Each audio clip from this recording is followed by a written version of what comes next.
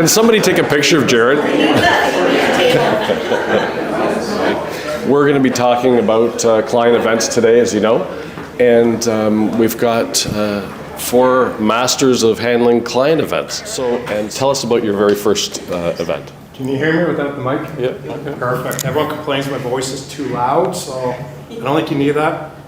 First event was first year as a realtor, and I did a skate with Santa, and the joke was, what if nobody shows up? And I said I'll have a private skating class with my daughter and Santa, and had about 50, 60 people show up in year 1, and honestly, it was probably one of the best events I ended up throwing because there was she complained only 50. I was ecstatic to have 50 because I didn't need to have everyone. It was my core group that showed up, and it was all about just being out there and being in front of them and not worrying about failing.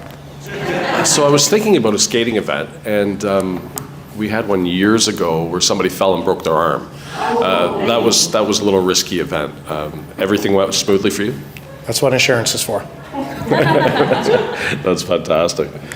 Jared, can you tell us about your Terry Fox run? Okay, so this is going to be loud now because you're making me on mic.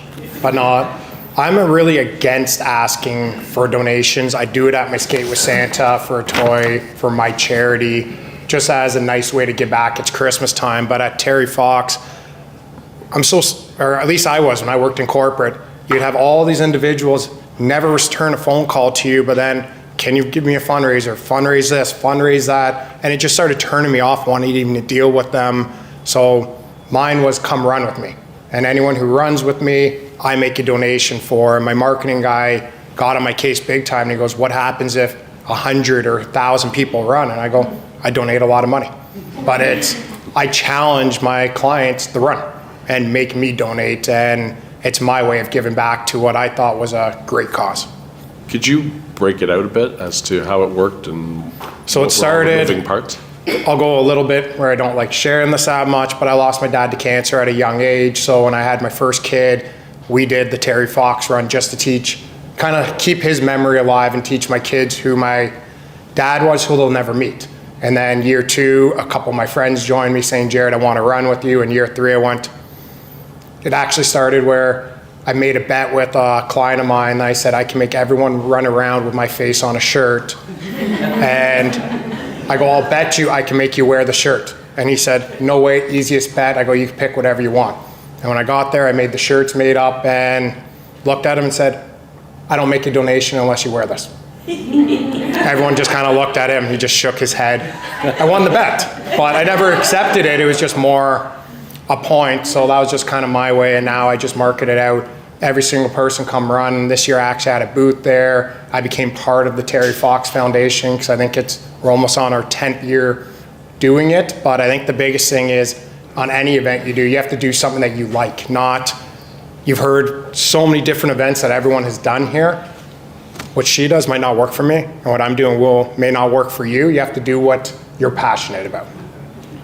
And by the way, I hate running. I run one time a year, and then I complain for the next week after it how many shin splints I have. Oh my gosh.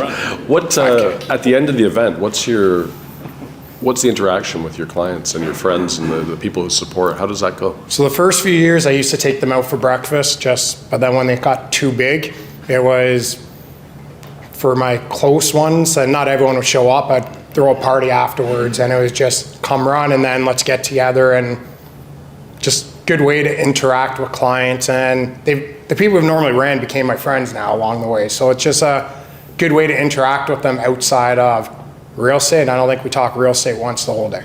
What would be your investment for the day? Ballpark. I think with donation, a few thousand. But I mean, it really comes down, the shirts end up being about $25 each.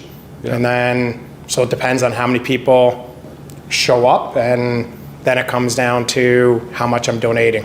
Yeah, that's wonderful. So the more people that come, like this year, it was really expensive. I think we had about 50 people come run, which I was proud of. We had up to 100 at one point, and of course, as the day comes, they don't show. They go out on a Saturday night, and you have to be in Mississauga at 8 a.m. to go do a Terry Fox run. It's not for everybody. Did it rain this year? It was actually nice and sunny. Oh, awesome. Good. It seems like it always rains for that event. What other events do you host every year or try to host every year? So right now I'm in pumpkin hell. I don't do a pumpkin event. Pumpkins are disgusting, by the way. When they rot and go moldy, I can't wait to get my car detailed to get that smell out. But I think I'm in my last 2 trunkfuls. I do 800 pumpkins to all my clients and everyone else. And again, I don't like the event. I think, as you said, you deliver donuts. We do some deliveries, yeah, different points. I like the delivery aspect of the event because the interaction, I think I've talked to my entire database in this 1 month. So the amount of interactions I've had from that. But again, it's not fun. I'll tell you this straight up, it's the worst month of my life. My team says I'm the most stressed I've been this month, and I'm swearing at you because I have another truckload I got to get out, but I made a promise to you. I thought it would have been done by now. Anybody's saying that they're going to pull back on their client interactions. And that's sort of on trend a little bit in the industry. Yet you guys are all planning for next year. Yeah. So I'm going to ask you a couple more questions. I'm going to ask you all a bunch of rapid fire questions, and then we'll wrap up. So my first question is, how many events do you do a year? How many? How much? And what does it turn out for you? How does it turn out for you? How many? About 6 to 8, 6 to 10, somewhere in there. And how much? How much do I spend, or how much did I spend? Okay.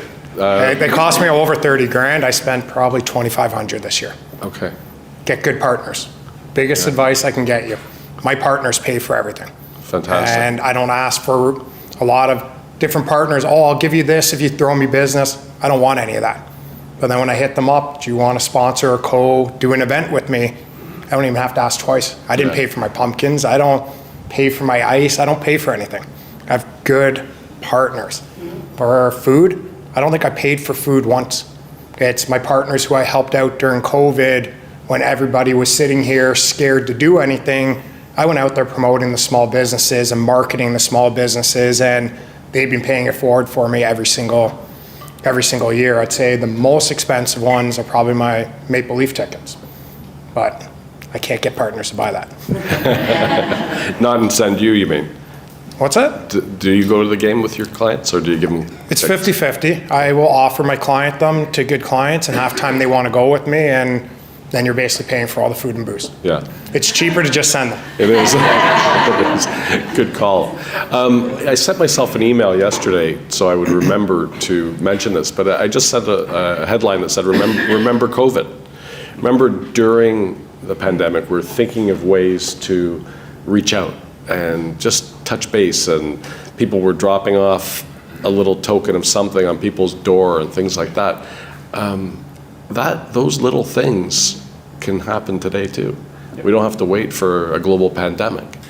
And those things turn into the things that you guys are doing now, and many of you are as well.